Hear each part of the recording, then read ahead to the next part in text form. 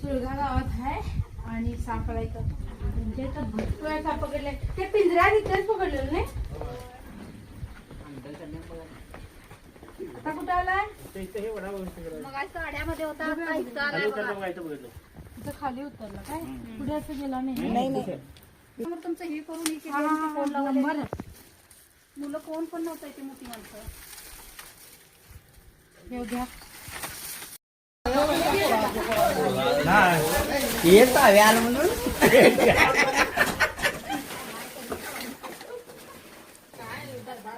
धामण आहे.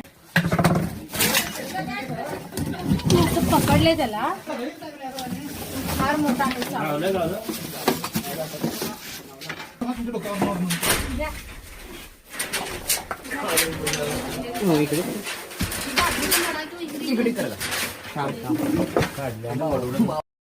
खूप जोरात असं आवडलाय त्यानं माझ्या हाताला, बघू शकता.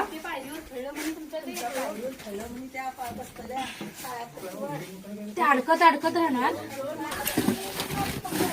फार मोठा साप आहे, लई मोठा, फार मोठा धामी जातीचा साप आहे मित्रांनो. जवळजवळ 6-7 वर्षाचा हा असणार आणि किती मोठा आहे बघू शकता. मॅटिंग मध्ये असू शकतोय, म्हणजे धामण सापाचं मिलनकार सुरू आहे, धामणचं आणि नागाचं पण. त्यामुळे मग हे साप जास्त प्रमाणात आम्हाला आढळायला. त्यामुळे तुमच्या आजूबाजूला सुद्धा येऊ शकतात फार असे साप. घाबरायची काय पण गरज नाही, कारण विषारी नाही आहे हा साप, बिनविषारी साप आहे. काय पण धोका नाही, उंदरं वगैरे खायला किंवा आता मिलनकाळ असल्यामुळे हा जास्त प्रमाणात येतोय. शेतकऱ्याचा खरा मित्र याला म्हणतात, पण शेतकरीच घाबरतात, घाबरून पकडायला तर बोलवतात, तिथं मारतात तरी. त्यामुळे हे बघा माझा गळ्यात धरला. म्हणजे असं असते, हा साप शेपटीनं मारतोय म्हणतात, किंवा शेपटीत काटा असतोय, किंवा गाई म्हशीचं दूध पितोय म्हणतात तसं शेपटीनं आवळून. तसं काय पण नसतंय.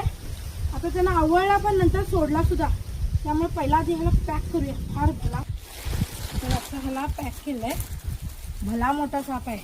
लोक मोठाच्या मोठा साप बघून मग घाबरतात. मग कारण हा साप मोठाच असा दिसतोय, बलाढ्य दिसतोय, त्यामुळे घाबरतात.